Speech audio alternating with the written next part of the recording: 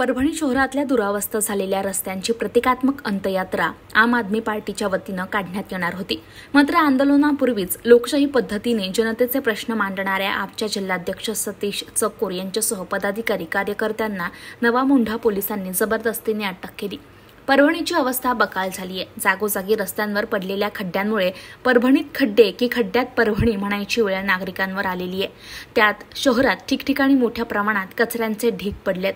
परभणीकरांचं आरोग्य यामुळे धोक्यात आले। इकडे प्रशासनाला ना लोकप्रतिनिधींना कोणत्याही प्रश्नाचं गांभीर्य राहिलेलं नाहीये। दिवसेंदिवस एक एक प्रश्न जनतेसमोर उभे राहत आहेत। रस्त्यांच्या गंभीर प्रश्नावर आम आदमी पार्टीच्या वतीनं खानापूर फाटा ते उघडा महादेव, खंडोबा बाजार, शनिवार बाजार, गणपती चौक मार्गे जिंतूर रोडवरील कॅनल पर्यंत 14 जुलैला रस्त्यांच्या प्रतिकात्मक अंत्ययात्रेचं आयोजन करण्यात आलं होतं। मात्र पोलिसांनी आम आदमी पार्टीचे जिल्हाध्यक्ष सतीश चक्कोर यांच्यासह पदाधिकारी कार्यकर्त्यांना जबरदस्तीने ताब्यात घेतलं। त्यामुळे लोकशाही पद्धतीने जनतेच्या प्रश्नांवर बोलणाऱ्यांचा आवाज दाबला जात असल्याची चर्चा सुरू आहे।